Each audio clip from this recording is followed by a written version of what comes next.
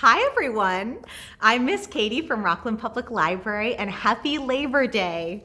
Today, we're going to be reading Brave Girl.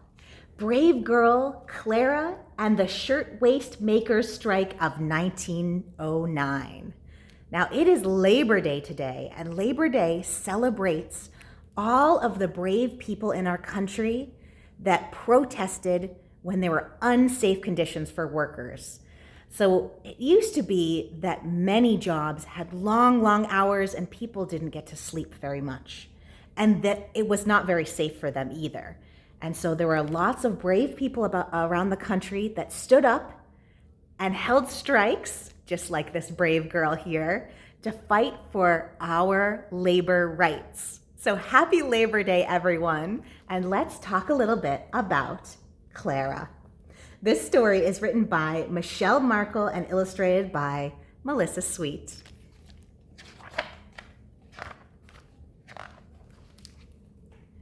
A steamship pulled into the harbor carrying thousands of immigrants and a surprise for New York City. See all the people coming in? It's their first time seeing America. The surprise is dirt poor, just 5 feet tall, and hardly speaks any English. Her name is Clara Lemlich. This girl's got grit, and she's gonna prove it. Look out, New York. Clara knows in her bones what is right and what is wrong. What's wrong begins a few weeks after the Lemlichs move into their tenement in America. No one will hire Clara's father. They will, however, hire Clara. That's right, Clara. Companies are hiring thousands of immigrant girls to make blouses. Do you know what a blouse is? It's a shirt. It's a shirt to make blouses, coats, nightgowns, and other women's clothing. They earn only a few dollars a month, but it helps to pay for food and rent. So instead of carrying books to school, many girls carrying sewing machines to work. Clara becomes a garment worker. So a garment worker is someone who makes clothes. Oh, but look at all of those girls working so tight together. From dawn until dusk, she is locked into a factory. Rows and rows of young women bend over the table, stitching collars, sleeves, and cuffs as fast as they can. Hurry up, the bosses yell. Rat-tat-tat-tat-tat-tat, rat-tat-tat-tat-tat-tat, hisses Clara's machine. The sunless room is stuffy with all the bodies crammed inside. There are no windows in their room. There are just 2 filthy toilets, 1 sink, and 3 towels for all of the 300 girls to share. Clara learns the rules. If you're a few minutes late, you lose a half a day's pay. If you prick your finger and bleed on the cloth, you are fined. That means you have to pay money. You're fined. If it happens 2 times, you're fired. You can't work there anymore. The doors are locked and you're inspected every night before you leave to make sure you haven't stolen anything in the factory. But Clara is uncrushable. She wants to read. She wants to learn. And at the end of her shift, though her eyes hurt from straining in the gaslight and her back hurts from hunching over the sewing machine, she walks to the library. She fills her empty stomach with a single glass of milk and goes to school at night, where she gets home in the late evening and sleeps only a few hours before rising again. So a lot of these girls had to give up school in order to work so that they could earn money for their family. But Clara is not getting to sleep as much so that she can still go to school and work a very long day. As the weeks grind by, Clara makes friends with the other factory worker girls. At lunch, they share stories and secrets as if they were in school where they belong. Clara smolders with anger, not just for herself, but for all the factory girls working so hard. This is not the America that she imagined. The men at the factory tell her that they've been trying to get the workers to team up to become a union. So a union is a group that works together to fight for the rights of the workers to keep them safe. They're trying to form a union. Then they would strike and refuse to work until their bosses treated them better. But the men don't think that the ladies are tough enough to join them. Not tough enough? Because they're girls? Oh, yes, they are, and Clara knows it, and she's gonna show them. From then on, at the sewing table and on the street corners, Clara urges the girls to fight for their rights. When the seamstresses are overworked, she says, strike. When they are underpaid, she says, strike. When they are punished for speaking up, she cries, strike. And the girls do. Can you see them out of their windows? Strike, strike, strike, strike. And here they are at their picket line. Their banners say, Lady Tailors Strikers. Each time Clara leads a walkout, the bosses fire her. Each time she pickets, she puts her life in danger. The bosses hire men to beat her up and the other strikers, and the police arrest her 17 times. They break 6 of her ribs, but they do not break her spirits. They can't break her spirits. They are shatterproof. A few days later, she's on the picket line again, and the other girls think, if she can do it, then we can do it too. For weeks, the small strikes go on, but the bosses find other young women to work for the low pay and the long hours. So at the beginning, the strikes don't work. The bosses find new people to work instead of those people that are standing up for themselves. We must do something bigger, thinks Clara and the other union leaders.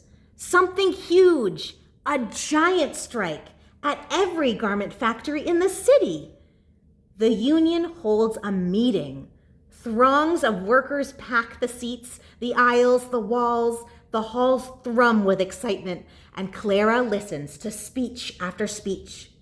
The speakers, mostly men, want everyone to be careful. 2 hours pass, and no one recommends a general strike. Finally, the most powerful union leader in the country goes up to the podium, and not even he proposes action. So, Clara does.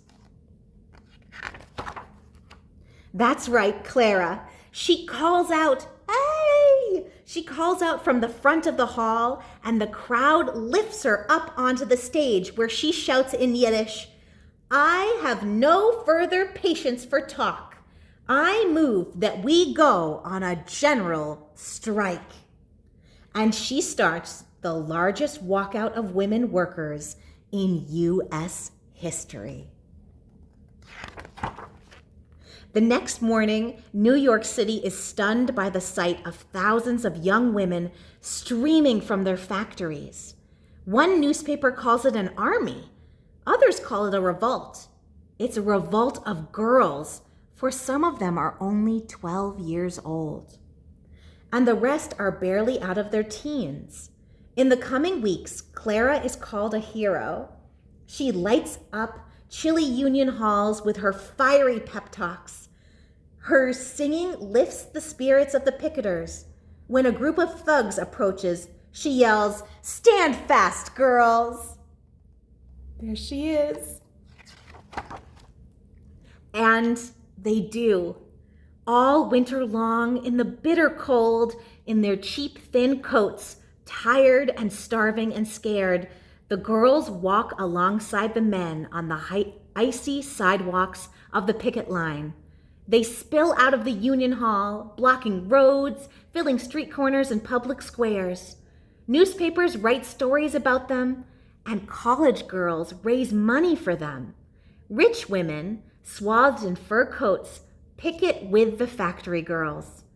By the time the strike is over, hundreds of bosses agree to let their staff form unions. They shorten the work week and raise salaries. The strike emboldens thousands of women around the country, like in Philadelphia and Chicago, to strike as well. There they are. And the strike convinces Clara to keep fighting for the rights of workers. Her throat is hoarse, her feet are sore, but she has helped thousands of people, proving that in America, wrongs can be righted, warriors can wear skirts and blouses, and the bravest hearts may beat in a girl only 5 feet tall. The end. Great listening, everyone. And the author put a little bit extra at the end. I'm going to read just a couple paragraphs from this. It says, between 1880 and 1920, that's a long time ago, 2 million Jews immigrated to America, fleeing persecution and poverty in Russia, Ukraine, Poland, and other parts of Eastern Europe. Many of these immigrants found work in the blooming garment industry. In 1909, the year of the general strike, nearly 400 factory employees employing 40,000 people, 40,000 people made blouses for half of the country. Of these workers, 80% were female, 70% of them between 16 and 25 years old, and 65% were Russian Eastern European Jews. Many of the factory owners were Eastern European Jews who had worked their way up in the business. Abuse was rampant throughout the industry, and many bosses shaved time off of lunch hours, so they tricked them into taking shorter lunches. And they would change the times on their clock to keep them late at night too. Through all the fighting, there are still wrongs to be righted in our country. Today's workers have only 5-day work weeks, thanks to all the hard work of everyone during this time. They worked on our work weeks, our pay, and our protection. We now have 5-day work weeks, we get paid for overtime, and our protections are due in great part to the labor leaders like Clara and the thousands of brave girls who picketed in the winter of 1909. So that is just a little bit about what we are celebrating today on Labor Day.